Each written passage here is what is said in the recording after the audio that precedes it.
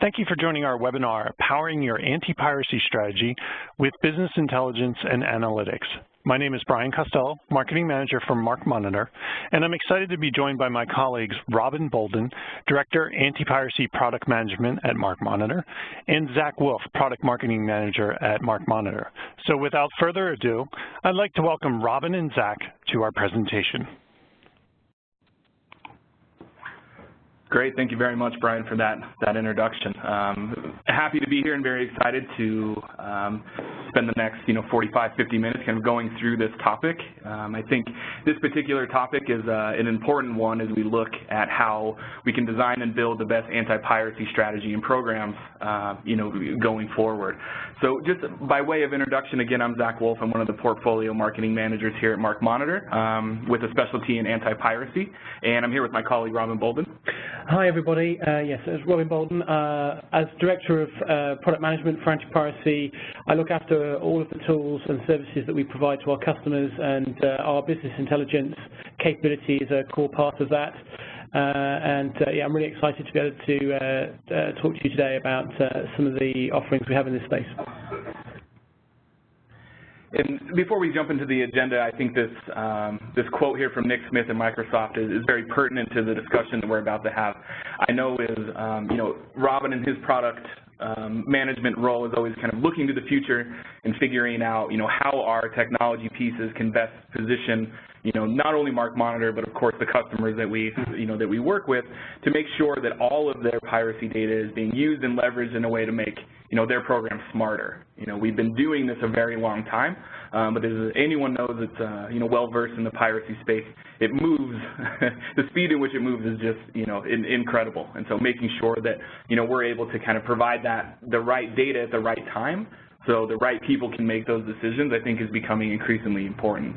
We'll get to the agenda and jump in, but as the piracy landscape continues to shift and change, making sure that that data is available and the right data is available has never been more pertinent. Yeah, absolutely, Zach. And I think I just add to that by saying that what we're really seeing now is a shift from anti-piracy strategies that are almost exclusively about enforcement and making very almost quite aggressive stances to actually looking at piracy, looking at the data behind that, and using that to their own advantage to look at intelligence decisions that can be taken by using that information. Yep, most certainly. So here is a brief overview of the agenda, so kind of a roadmap of where we're going to go in the next 40 minutes or so. If we're talking business intelligence and data, the easiest place to start, or the most relevant place to start, is really just a discussion around the latest piracy trends. And so we've got quite a large team of experts here that are always using that data and reviewing it, trying to see what's coming next. So we've got a handful of topics that we'll run through, just kind of an industry update, if you will, so everyone knows kind of what the latest and greatest is of what the pirates are up to out there and how we're trying to tackle it. The second piece is, kind of leveraging that data. So Robin and I will walk you through, kind of the overall approach that MarkMonitor takes in regards to its anti-piracy programs with a specific, kind of lens on technology. We've got, pieces of technology that really enable us to make the most out of the, millions upon millions of data points that we collect, again, trying to feed those anti-piracy programs and make them smarter as we go along. Then we're going to look at the impact. So we've got some case studies that I think are, a really great highlight that says, okay, great, we gather all of this data and we leverage all of this technology, but has it really made an impact? Can we kind of explain to you folks here on the webinar and to the customers and partners that we work with every day that yeah, this data really does make an impact and it really is able to drive those important and critical business decisions that need to be made sometimes hour by hour and certainly on a continuous basis. And then finally, we've got some additional case studies, sort of data in action. This is a slightly different bend, but I think it'll be kind of relevant and entertaining to hear, some of the kind of industry reviews and industry research projects that we've taken, our data and applied to some really interesting piracy-related events as they, kind of impact, entertainment television software and so on. And then finally, a look to the future. As I mentioned early, piracy, the speed in which piracy moves is incredible. And so while I think we've got a lot of good things to highlight, we're also, by no means standing still and by no means static. We're always out there, making sure that, we're as innovative as possible. And so we've got an interesting look to the future of how we may be able to apply the data that we have in a different way.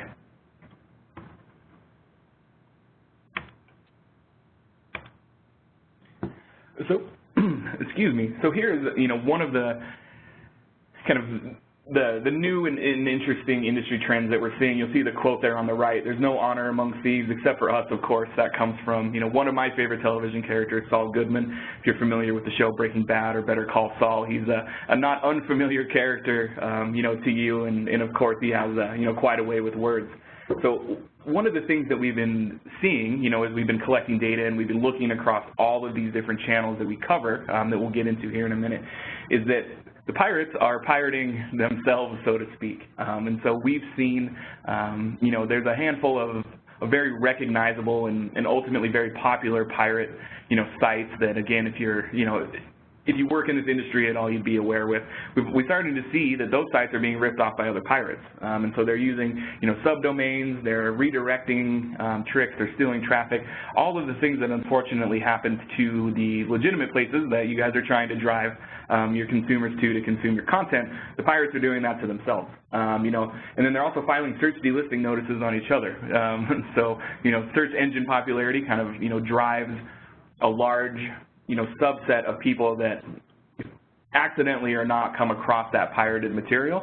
So they're currently battling each other to try to get that Google delisting and get their index up. It's kind of interesting. And we often find actually that where a pirate operator will engage with a removal notice or they'll engage with us on an enforcement action, the conversation can sometimes take the form of if we give you access to remove a removal tool, will you stop delisting us? Because the value of their domain to their traffic is far greater. I think also as a domain registrar, we spot behavioral patterns in registrations on the domain side, again, that can kind of help identify some of this behavior. We're also, as you mentioned, Zach, we're seeing particular pirate sites that may have been shut down. I'm thinking of maybe 123 Movies or something like that. And a lot of similar domains are registered very quickly that sound like or are spelt in a very similar way, and in some cases are actually using the same site DNA, same code, offering or claiming to offer similar content, and they may be purely malware deliverable mechanisms, or they don't have the content that they claim to have, as well as those sorts of activities. This is another one particularly prevalent to media and entertainment customers. The real proliferation of IPTV services. I think about a couple of years ago, this was almost the exclusive preserve of live pay-per-view and sporting services, but now the phenomena has evolved to become a considerable form of piracy, particularly for those services that are offering a collection of live channels that often far exceeds the legitimate platforms. I mean, the example you see here on the screen shows 1,500 channels. This is actually one of the smaller service providers.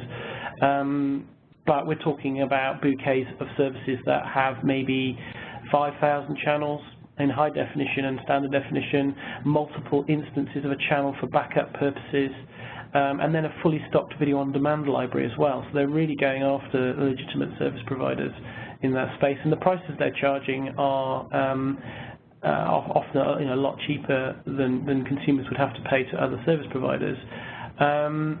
They also have established affiliate schemes, so they try to distribute their service quite significantly, again, to reduce the likelihood of being removed. They're often hosted on non-compliant service providers, but it's, in some markets, it's accounting for 80% of traffic through ISPs for given events. Yeah, especially that that 80% of the traffic, and then just doing a little bit of back of the napkin math. If you're looking at really any one of these particular the kind of service bundles that they offer, that the amount and volume of live channels plus those live events plus that video on demand library, if you were to cut the cord, so to speak, or if you, still kept your cord and then tried to add on those additional services, you could see, with the delivery mechanisms of these types of services becoming more and more, kind of user-friendly, you can see how, unfortunately, these have become, kind of an attractive avenue to a potentially legitimate customer who, maybe navigates the wrong direction. And to be absolutely clear to everyone, these are entirely unauthorized services. Right, yep. These are, whether they are a criminal operation is a different question, but they are absolutely unauthorized to carry any of the content that they do. Sure.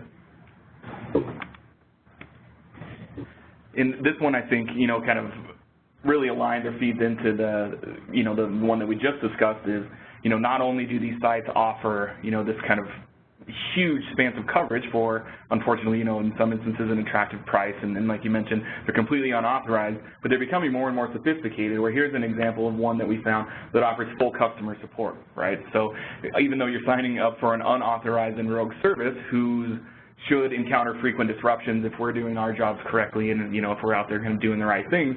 But you can jump on here and you can get on Skype, or you can send them an email, and they'll respond to you much like the way that any of your traditional sort of digital content consumers would as well. And so it's kind of an incredible thing where you can use an unauthorized service and someone will jump on customer support and help you out. Yeah, and this is an example of a kind of wholesaler who are offering hosting services to our providers of these sorts of pirate services, boasting about their non-compliance to any DMCA notices. And again, it requires a very different enforcement strategy to be successful, looking at payment providers, looking at upstream data providers, and seeking redress that way. Sure. And then I think we'll probably touch on this, throughout the conversation, but just the shift from the traditional, let's say peer-to-peer, type of piracy that, some people might, they maybe are holding on to this older perception of who the pirate is, so to speak. They're a little bit, more tech savvy. They know how to, visit these sites that maybe aren't indexed. They're downloading certain files, or they have access, invite-only sites. All of the things that we traditionally think of, when people are pirating content. And now it's shifting, right? So now, there's a shift to this idea of live stream. You have, you have the open source software like Kodi, which of course in and of itself, has nothing negative about it, but unfortunately, people have taken, advantage of that system to do the add-ons, and then move into that live streaming type of arena. That's right. There was a report out last year, the Sandvine report, where they kind of looked at some anonymized ISP traffic here in North America, and they determined that around about 9% of US households had access to at least one device with this particular software loaded on it, and then a significant proportion of that had pirate add-ons configured in that Kodi instance, and so it looks to a sort of sizable audience of users who are using these sort of technologies. The kind of collective term has been coined called illicit streaming devices, and these are typically Amazon Fire Sticks, Roku boxes, Android set-top boxes that are configured with different types of software to support that. Sometimes they are generic devices that are very easily configured. There are various support articles on how to do that, or consumers buy them fully loaded. and that's the kind of euphemistic term for a device that's been pre-configured to access pirate services, so the consumer has no friction whatsoever to get access to these services. It's a plug-and-play approach. Yeah, and I think, one of the major, kind of impacts to this new particular trend, I think, is the way that you put it was spot on, is it's frictionless, right? So, in the past, in some of the more traditional, avenues of piracy, it took some effort. Even if you were, well-versed, maybe that level of effort is lower, but you still had to sort of know where to go and know how to do it. But now, with these, the new sticks and the move and that sort of thing, you can go on a particular popular e-commerce site, you can buy the stick, plug it into your smart TV, and you're plugged in and ready to go. Often the user faces can potentially offer a better UI experience than some of the, the legitimate ones that people can have some frustrations with. It's pretty incredible, and so that shift from, kind of the old pirate to really the new face of piracy is potentially everyone, right? Yeah. No matter how tech savvy or not, the barrier to entry is much lower. Yeah, and I think that's that's the thing, with the analytics that we derive from this, looking at the trends in user behaviour and how consumers want to engage with content on what platforms and how they do it. Those are the insightful data points that are very valuable, because it can drive a rights holder or a platform to launch new products sooner, maybe reprioritise a go-to-market strategy based on how people are actually pirating their content today. Sure. Yep, and then when we get into some of those case studies, I think we'll be able to show with the data that we've collected exactly that. How some of these major platforms have used our data to impact some of their business decisions beyond the enforcement compliance, type of standard reporting that the industry is traditionally used to. So that kind of wraps up the section on, new trends. Again, as Robin mentioned, the ability to take, the day-to-day enforcement trends, you combine that with the expertise and then just the general kind of industry knowledge, and you piece that together. It's helpful to be able to keep an eye out for those sort of, new industry, events to make sure that you're not caught flat-footed. If the industry is evolving and you're not, it can be a big challenge for your piracy program. So shifting gears a little bit, now we're going to kind of go into, leveraging data. We've got a number of different technologies that we use, personally to gather that data and then turn it into something actionable, for our customers. So, to me it makes sense to do, kind of a general overview of, all of the different channels that MarkMonitor covers when it comes to tackling piracy before we drill down into some of those specific technologies. Yeah, absolutely. So, our approach is very much to have a posture that matches the channels to market that rights holders and platform operators would traditionally adopt, because as consumers look to engage with that content in the most convenient way possible, and we've used the phrase frictionless today already, it absolutely is essential that where a consumer or a user is engaging in pirated content on a given platform or channel, that we have a means of observing that piracy and have an effective enforcement strategy for it. So these are the kind of primary areas that we cover. I think it's worth just stressing that there are some channels here that are specific for media entertainment because they're audio-video streaming or they're audio-video related. However, we do provide coverage for other industries as well. So whether that be software, games, music, publishing, for example. So some of these channels are equally valid for those industries as well. Peer-to-peer is still a really significant driver of business intelligence and data gathering, because actually, as a rule, peer-to-peer is a fairly public activity you do unless you really know what you're doing. Right. And it means that we can observe behavior in a swarm and behavior around consumption of that content being shared. I think also the other aspect around OTT content or sort of digital services, where we're seeing pirates offering more paid pirate services. Again, that is a growing area, predominantly within the media entertainment space for sure. But it's for many years there's been sort of paid for file sharing. The classic scam is to post lots of links to a content you are pirating, and it's hosted on a CyberLocker file sharing site. And when a user clicks on that link, they're then presented with a choice. You are 14th in the queue and you must wait X so you can download it, or it's downloaded very slowly. Or if you pay me $5, we'll put it at the top of the queue and you can have access to that now. And all they need is a very small conversion rate. And there's a revenue stream there.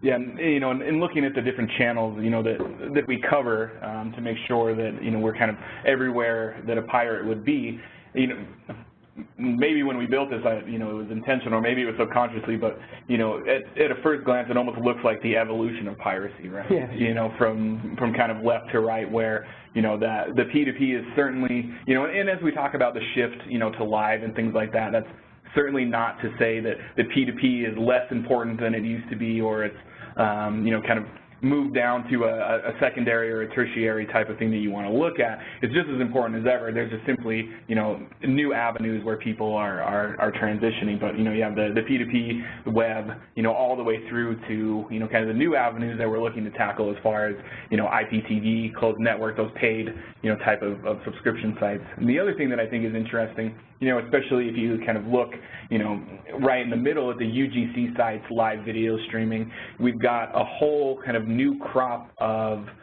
previously thought of maybe technology platforms that are now getting into the, kind of content, production or distribution game, right? And so it used to be that some of those platforms were leveraged to show, illicit streams of, some other piece of content that we would normally monitor in a different way.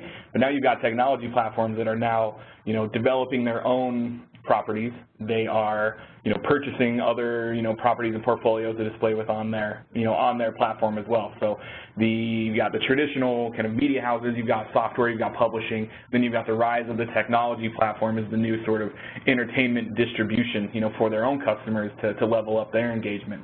So even though it kind of moves from left to right, from the historical, pirating access, you've also got new ways that some of these old types of content or these old types of platforms are being utilized for that, unfortunately, digital pirating. Yeah, for sure. Yep. And so, kind of going in further, especially where we, started to talk about P2P, this is one of the things that I think, is, far and away as we look at taking all of the data that we collect, right, those millions and millions of points that we're collecting, and turning them into something actionable. So we call the GDPI, the Global Digital Piracy Index. Really what this does, it allows you to take kind of this deeper understanding to know when, where, and how your authorized content is being used online. Robin, as you mentioned, unless you're, quite sophisticated, the idea of doing, kind of peer-to-peer it's kind of a public type of thing. And, it makes it much easier for, a company like us to capture some of those more public things that are going on and turn that into actionable data. And so, we'll get into some of those case studies a little further, but being able to grab that information and turn it into something actionable has really helped, our customers make better decisions. Yeah, I mean, it's also looking to try and create a metric of popularity. Sure. And I think as we evolve this product line as well to encompass streaming sites as well and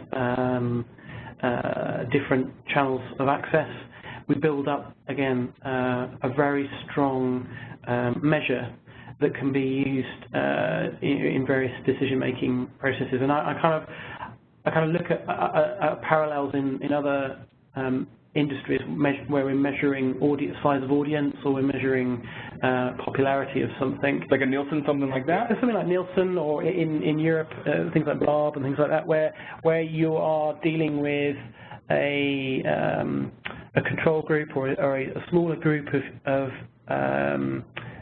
active users who are participating in documenting their viewing habits, and then from that data set you extrapolate on a national level the viewing figures for a particular event or channel or whatever it might be.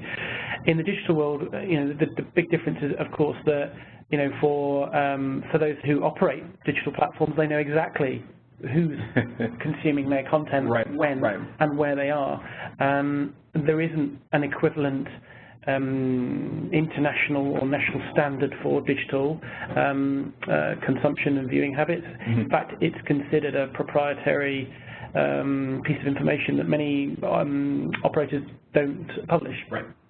So actually being able to use piracy as a proxy for that and being able to measure it in the way that we do, it gives you a very good indicator of popularity. Yeah, and I think one of the things that you mentioned that's important to note is because we are able to gather such a wide kind of database of data that when we go and we give these kind of reports or insight, the data that we're working with is kind of actual data, right? So we don't get into the areas where we may kind of disrupt the public types of things that we're trying to capture. We certainly want to make sure that we're a neutral observer, if you will. And then we've seen other types of data where it is that extrapolation, right? And in certain circumstances, that's really, kind of the best way to capture that. You might not be able, in a traditional sense, to measure every single person that's watching, a particular, show through a legitimate stream. So you have some of that kind of data extrapolation where our global I think the index, you're right. Capture it specifically, right? We can. That's quite specific. I think with streaming, we'll talk about towards the end. I think, but one of the challenges there, of course, is that pirates don't tend to publish their Google Analytics data. I know, right? So, you are taking a certain leap as you're gathering the information that is available, and how you build that metric, that index. On the basis of the data points that you get. Sure. Yep. And then the second piece of technology that I think is important to highlight and mention is what we call Insight. Really, it's our reporting dashboard. And so every day for all of the the customers that we work with and all of the different types of industries that we support, being able to have kind of an instant dashboard that gives you access to a lot of those standard KPIs that we've mentioned, but then be able to kind of dig a little deeper and be able to look at those certain trends is certainly helpful as you guide your particular project through release schedules, new launches, or historically popular titles that you want to make sure that you are continuing to have kind of that best day-to-day information, of course, but then be able to see those trends over time to make sure that you are kind of deploying your resources as wisely as possible. Yeah, I mean, it's one thing to have the information; it's another thing to be able to present it in a way that's interpretable and intelligent. Right. We have clients who like to take a raw set of data because they'll blend that within their own data visualization and data warehouse capability. There are other clients who we build specific views for them that target specific requirements, and also we can blend it with other data sets as well. So an example there would be if you took geolocation data, you build a heat map over a map of the world showing piracy in particular regions, so you can actually see over time, i.e. where that piracy moves to, and we'll talk a little bit about that later. Sure, and you mentioned having, it's one thing to have the data, but to be able to have it in a way where you're able to present it and make it actionable. A lot of the the things that we'll discuss coming up, and a lot of the conversations that we get into is using this type of data to help drive business decisions, and a lot of those folks may not be as well versed in kind of the weeds of piracy, if you will. And so to be able to have something that's clean and accessible that says, hey, here's what we're seeing, here's some trends, here's something that any executive or anyone in your business can take a look at and say, okay, this is why we're doing this, or this is why why we continue to fund this project. I think that can be very helpful. And that's quite right, because you've got different stakeholders. Those who are interested in the client's piracy strategy and the efficacy of that.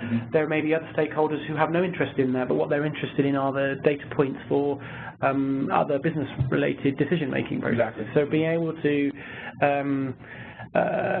present that information in a relevant way, in the relevant context to those different stakeholders is absolutely critical.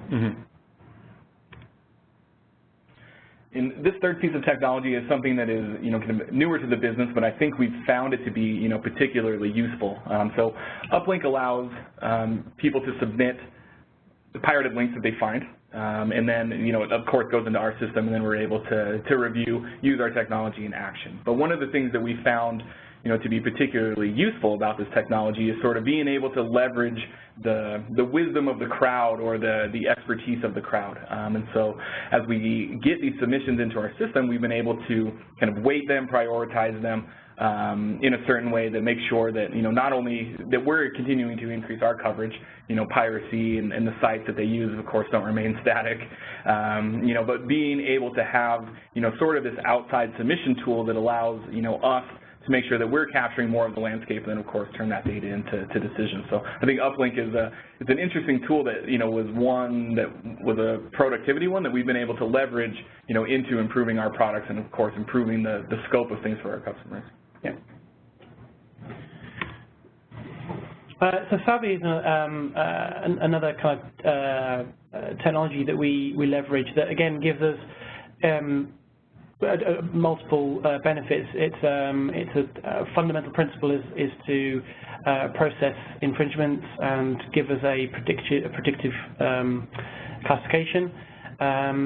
It's based on a machine learning model that we've developed for our business, but it also allows the metrics we gather from the machine learning process is also very valuable in terms of determining the way in which content is interacted with. If you think about all the metadata points that you gather with any given infringement, there may be far greater metadata elements that are useful beyond the act of verifying and enforcing that content. Sure. So that's where we can gather that information at the point of detection, and we can leverage that in multiple different ways.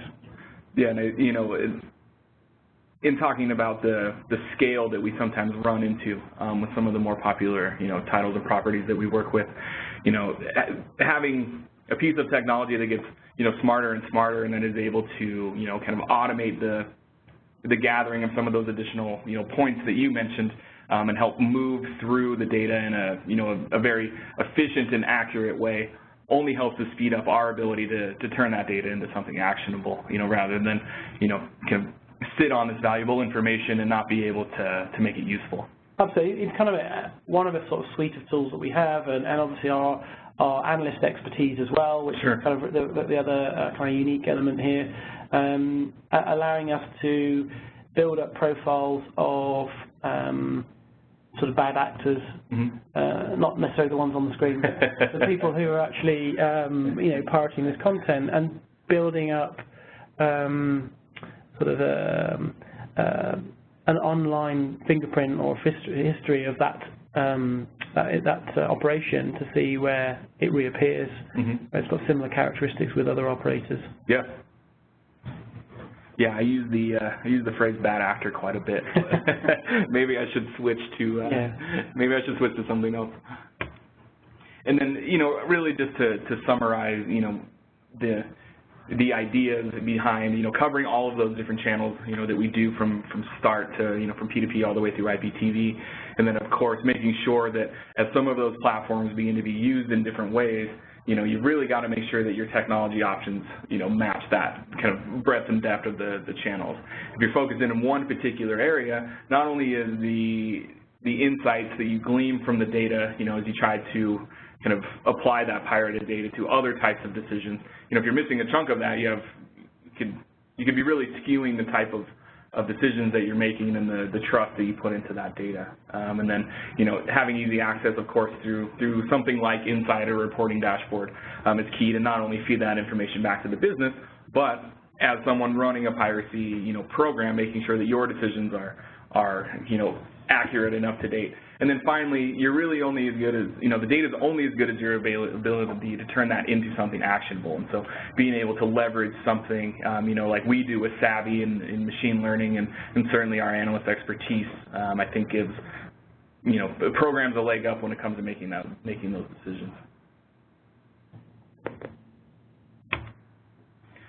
So now we're going to now that we've gone through the different, a bit of an overview, I would say, of how, the approach that MarkMonitor takes, when it comes to capturing and monitoring piracy across all those channels, and we dove into some technology. I think it's always useful to say, okay, well, now that you've told us that you do all of that, kind of prove it or explain it. And so we've got, a number of case studies or stories, from different customers where we've been able to use those things to make an impact within their program. So this one is an interesting one where we're kind of looking at new distribution platforms for content and looking at how consumers are actually interacting with their content, whether they're on authorized or unauthorized platforms. So the use of the data that we collect kind of can provide some answers here. So some of the questions that we get asked quite regularly is, can we use piracy data to benchmark our current distribution strategy? Are we making it available in the right windowing model, for example, for rights, or if it's other digital goods? Is the price point correct? Are we in the right jurisdiction? Do we have the right marketing plans around that? And therefore, how do we identify shortcomings of our current strategy so that we can create responses to that? Sure. And one of this use case, what we've done with all of this, we've kind of anonymized all of these use cases, sure, because obviously we can't talk about particular clients. But in this particular example, we were able to see that content was pirated in certain regions where those clients didn't actually have either a primary licensee or they hadn't released that material. So they were able to adjust the marketing plans accordingly, and also look to seek specific licensing partners to be able to go to market with that content. Sure. And then, kind of looking at what impact our data provided. So, one of the things that was interesting, and we touched on this a little bit in the current industry trends section, is reframing the idea of how we think about, pirates. And so, when they were looking at the popularity of pirated material in some of these other regions that they weren't aware of, rather than to reuse that phrase, thinking everyone there was a bad actor, it really was shifting to, this idea of conversion.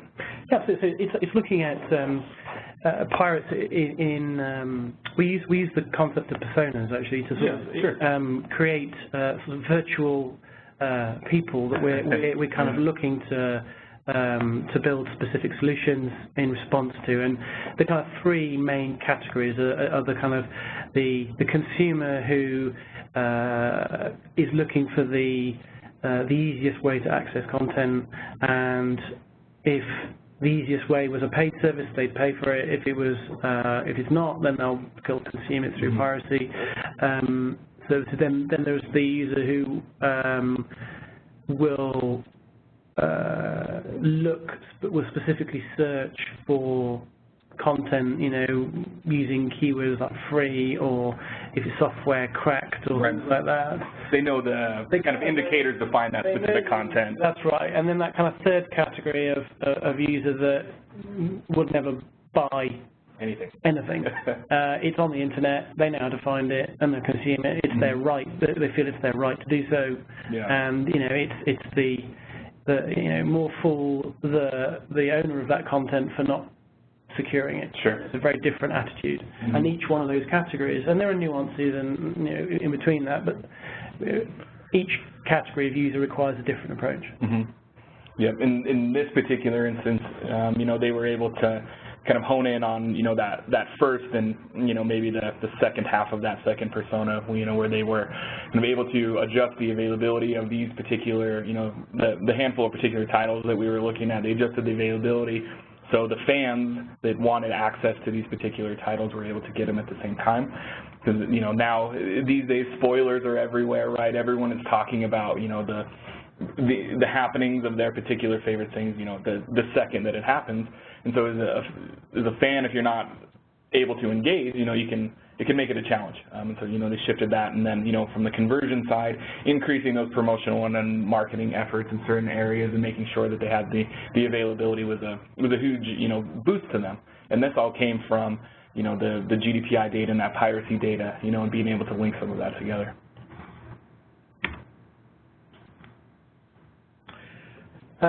So this is kind of the item around really looking at how we can use the data to prioritize effort or spend or whatever the measure is that the client's looking to use.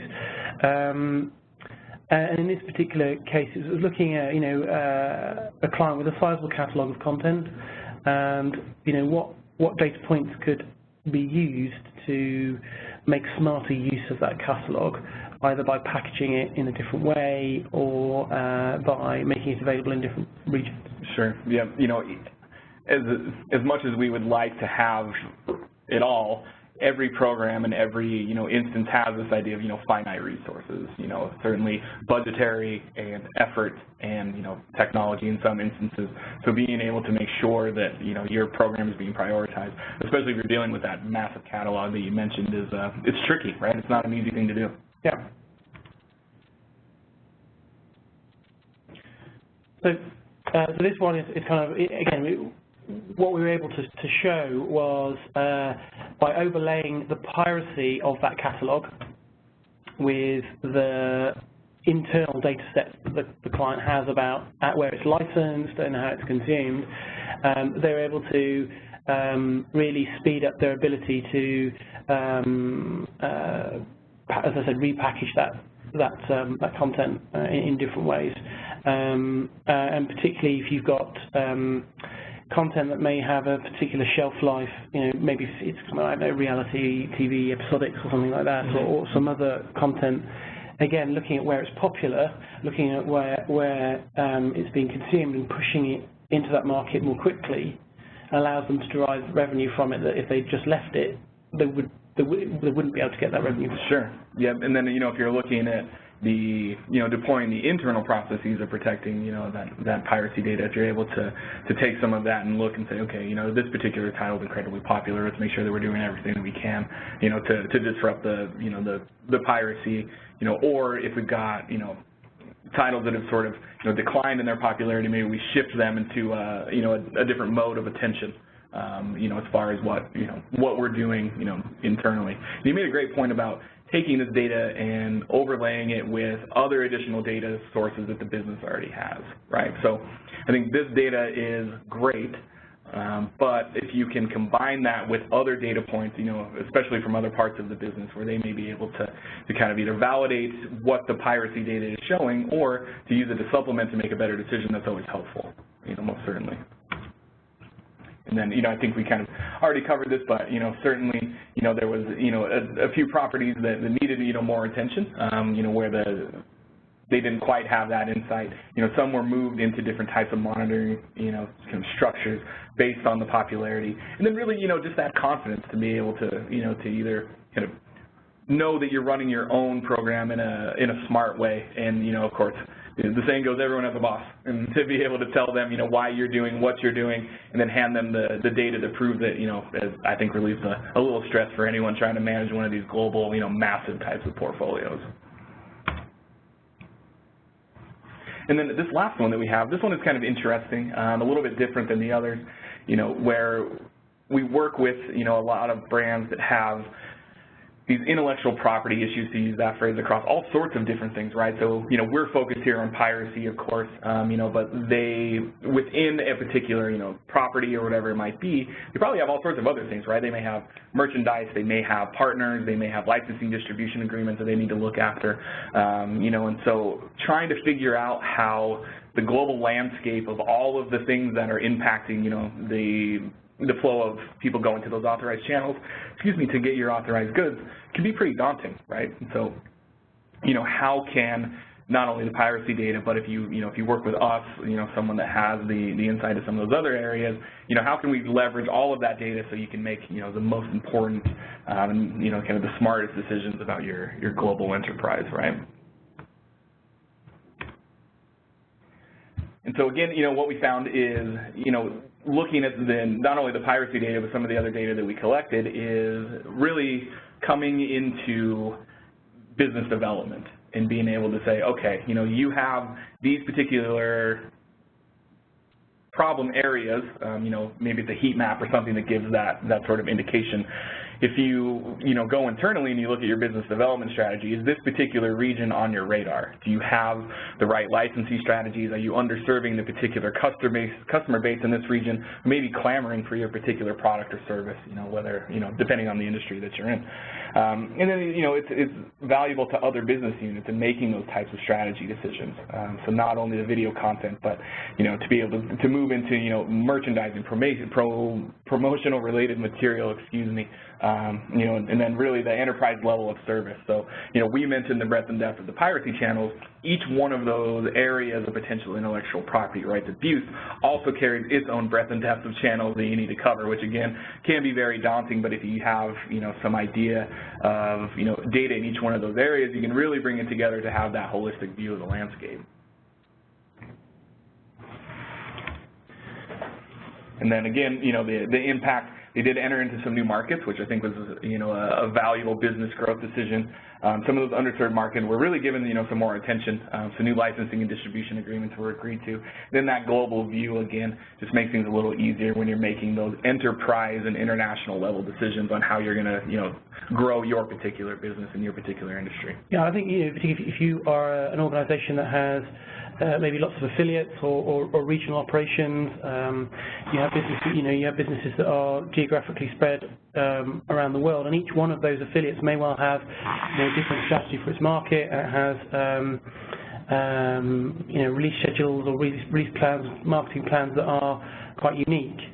To have a one-size-fits-all strategy is probably not appropriate. Right. So again, the information around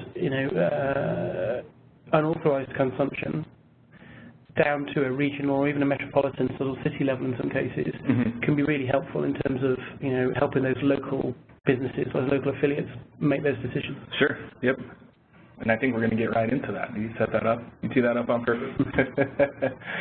So, using the data that we've collected, we took a look at some different industry events, that were kind of how those industry events, can impact, the level of piracy. And again, all things in this conversation bent towards making those decisions. So the first one that we're going to take a look at is, the release of a blockbuster title, right? But really, that's every summer. That's kind of there's a few of those events that happen where everyone is looking, toward a particular release.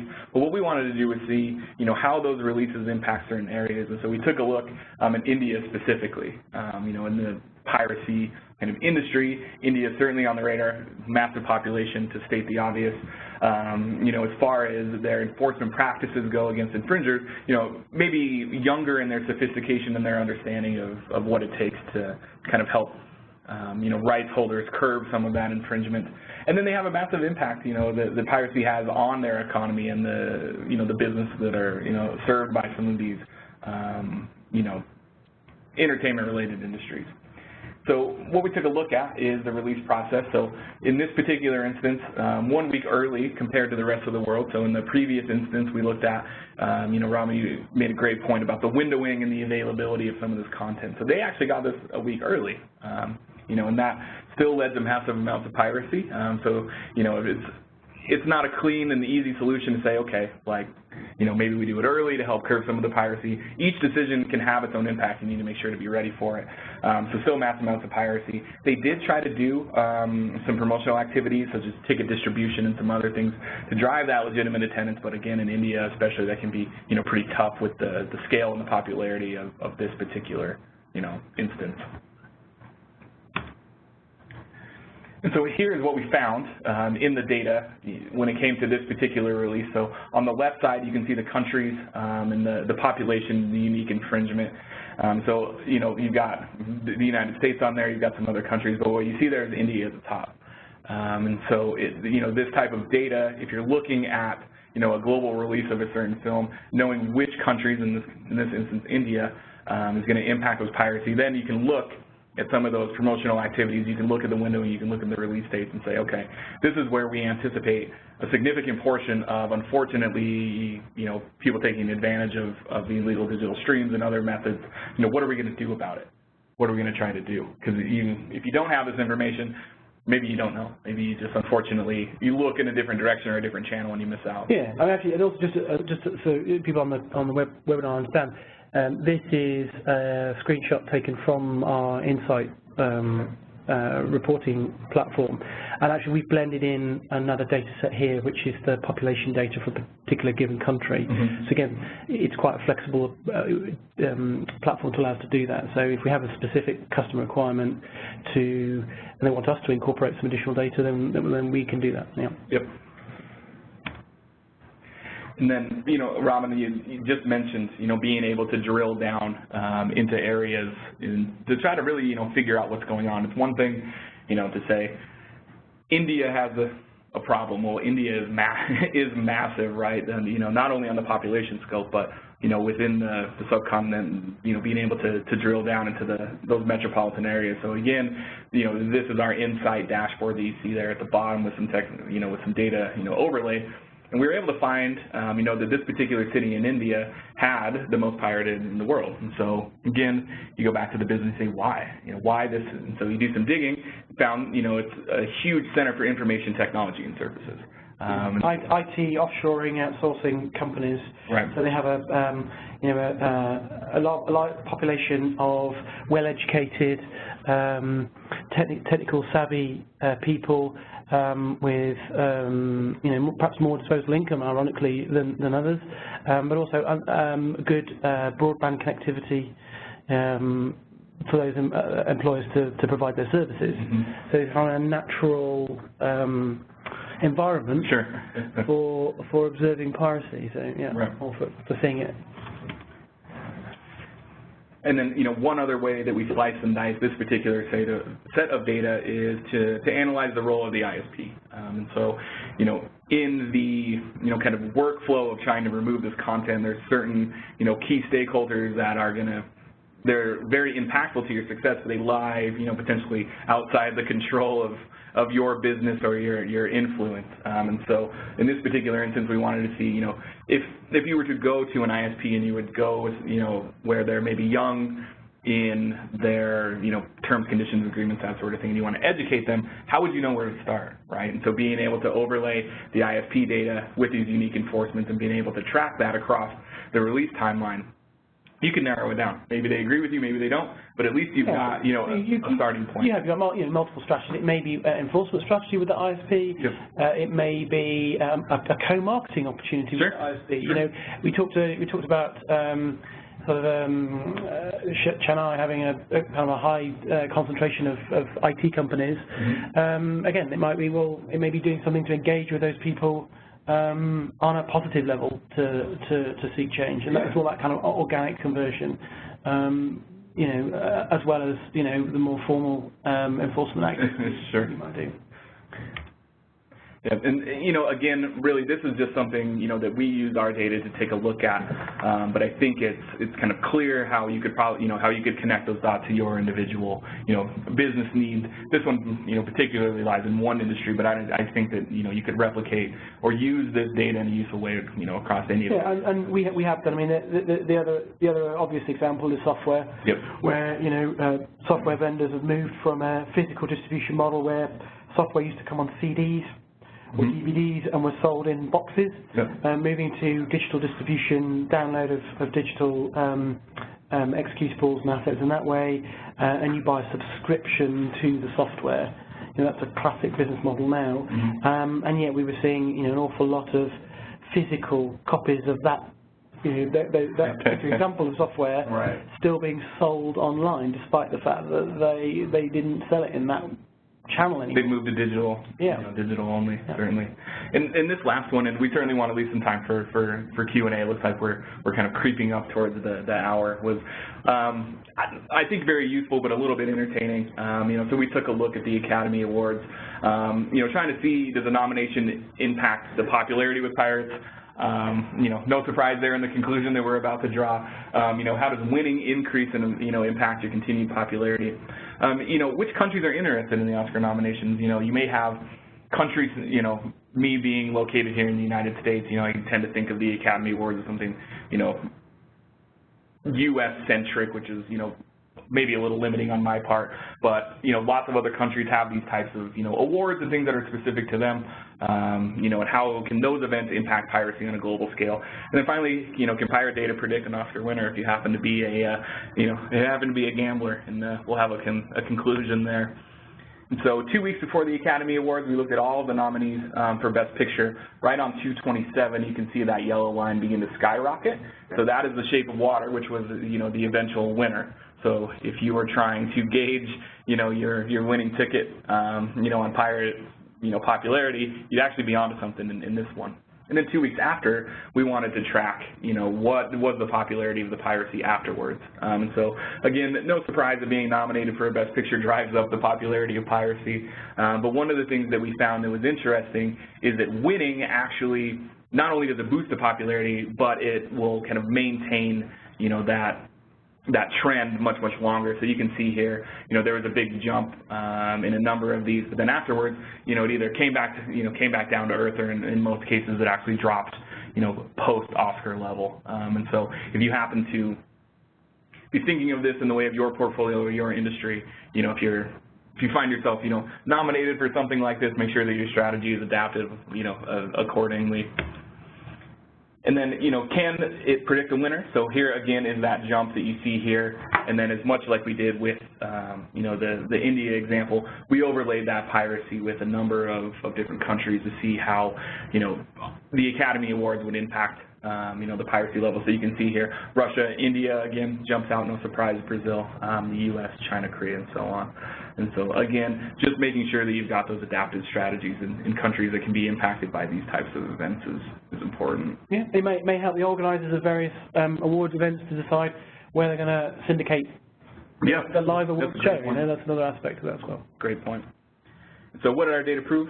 If you get nominated for a major award, you're going to have an uptick in piracy.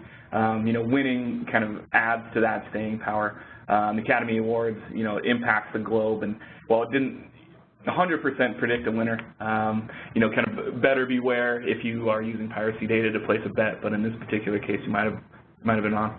I think there's also something around, particularly around award season, screeners that go out, and great point. That's a sort of well-known sort of phenomena really within that industry, that screeners are almost seen as a prize, and people kind of boast that they have access to these sorts of screeners. Unfortunately, they're a vector for pre-release leaks as well. Sure. And it's interesting seeing how studios change their strategy to releasing content for an awards season when there is an increased risk that the content will be pirated. Absolutely. And then it looks like we are up against it. So, Rob, I don't know if you want to take this one. This is very kind of. I wanted to kind of put this in as a kind of a final slide, really, in terms of how MarkMonitor thinks about looking at continuing developing this measurement, this index, and how we look at streams as well, and looking at a number of different data points to help us bring that audience score together to provide that rational data. So this is a piece of work that's in development at the moment. But yeah, I think it's going to be an interesting sort of development for us. Sure.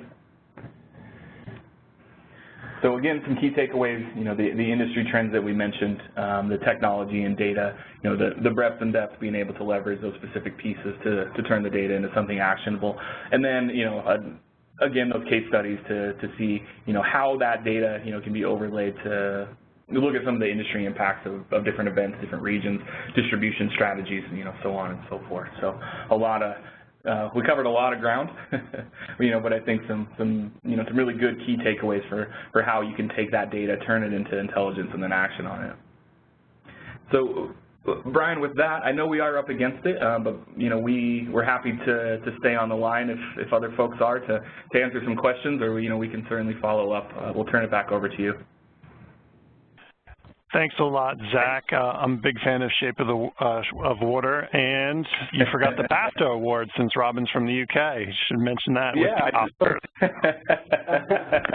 yes, multiple award ceremonies are available. Yes, they are. No worries. So thank you guys for a great presentation. As promised, we can take a couple minutes here to do some questions.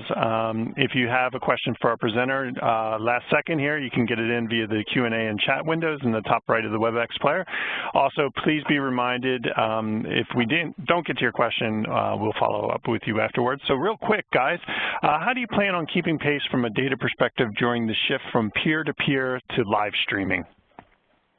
That's an interesting one. I think the kind of key aspects there is any index or data service like GDPI, it needs to maintain its relevance. So one of the things that we do is it's tied to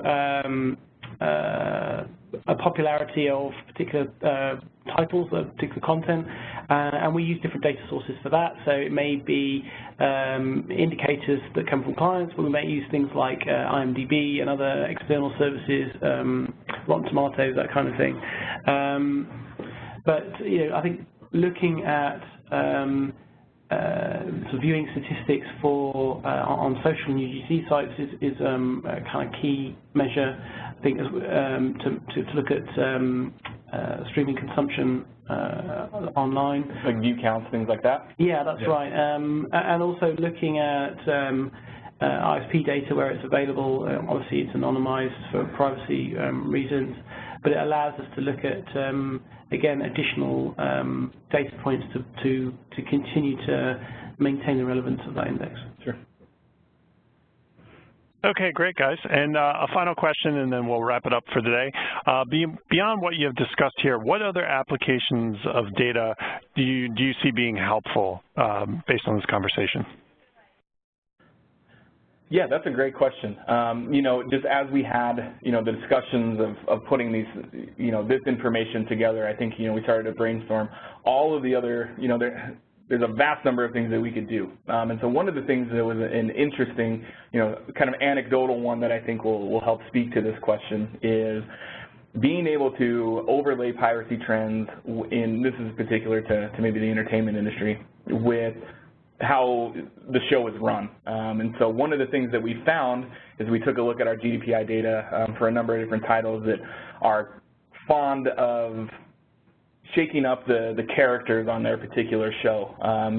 We found some instances where after, some character development, some character changes, the amount of piracy dropped. And so, that I don't want to make the far leap that the pirate. You're right. I mean, if you've got a long-running strand or series, and you've got story arcs that will play out over many series, maybe looking at how the trending data shows its popularity from piracy, sure, and whether actually changing those story arcs in response to that. I mean, it's an interesting idea. Yeah, I think that one is a little underdeveloped, but kind of an interesting thought. It's kind of similar to, there's some other academic studies that have been done on analyzing plot content and looking at stories that have conflict, where the character befalls a bad situation but then makes good at the end, and that kind of stuff, that are more popular or make more money, those sorts of things. So. Right.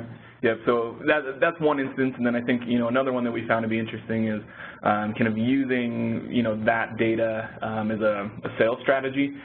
So we've kind of been able to pinpoint some instances where the idea of conversion, they've been able to identify a large number of people that were using particularly pirated instances of certain products, and then being able to use that information to go in and sell to them and say, hey, we happen to notice this, maybe you'd actually like to to buy, things like that. Exactly. You might observe a number of downloads or access of certain software from certain corporate IP addresses, then by looking up what you actually licensed that corporate entity, there's a conversation to be had. Yeah. Yep. So there are lots of Brian, lots of different uses there on how to apply that to a few different industries.